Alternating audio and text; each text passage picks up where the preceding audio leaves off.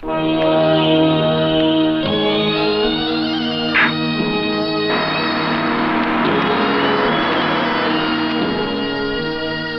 নাম সিরাজুল হক,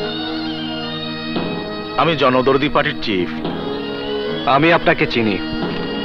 আমি কোনো সান্ত্বনা দিতে আসিনি, কারণ আমি জানি তোমাকে মিথ্যা অপবাদ দিয়ে সাসপেন্ড করা হয়েছে। এটা তো এই শহরের সবাই জানে। নতুন কোনো কথা থাকলে বলুন। বাবা, তুমি যেভাবে কথা বলছো মনে হচ্ছে আমি কোনো স্বার্থ সিদ্ধির লোভে তোমার সাথে দেখা করতে এসেছি। আমি এসেছি তোমার সততাকে সম্মান জানাতে। আসগর চৌধুরী আর তার ভাই যে অপকর্ম করে চলেছে তার উপযুক্ত শাস্তি পাওয়াই উচিত। বসুন। ধন্যবাদ। দেখুন মিস্টার সিরাজুল হক, আসগর চৌধুরী বা তার ভাই মুন্নার সাথে আমার কোনো ব্যক্তিগত শত্রুতা নেই। আমি জানি রাজনৈতিক অঙ্গনে সে আপনার প্রতিপক্ষ। আপনি এবং আপনাদের শত্রুতা আপনাদের কাছে রাখুন, দয়া করে এর মধ্যে আমাকে জড়াবেন না। প্লিজ রাজা, আমাকে তুমি ভুল বোঝো না। তুমি তো জানোই আজ দেশে সীমাহীন দুর্নীতি, খুন, সন্ত্রাসী, চাঁদাবাজি, এই সব কিছুর পিছনে রয়েছে ওই আসগর চৌধুরীর হাত।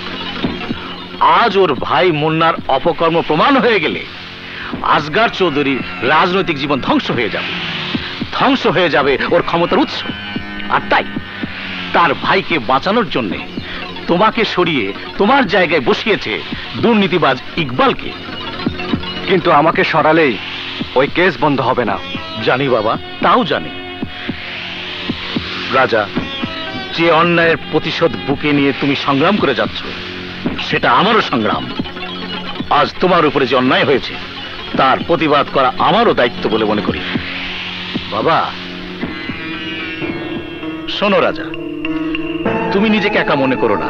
মনে রেখো, তোমার এই সততার সংগ্রামে আমি তোমার পাশে আছি এবং থাকবো।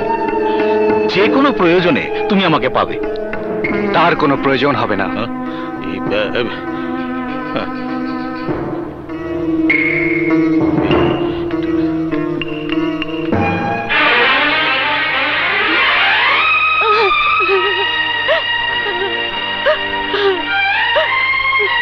ভাবি, ভাবি কি হয়েছে? ভাবি কাঁদছো কেন?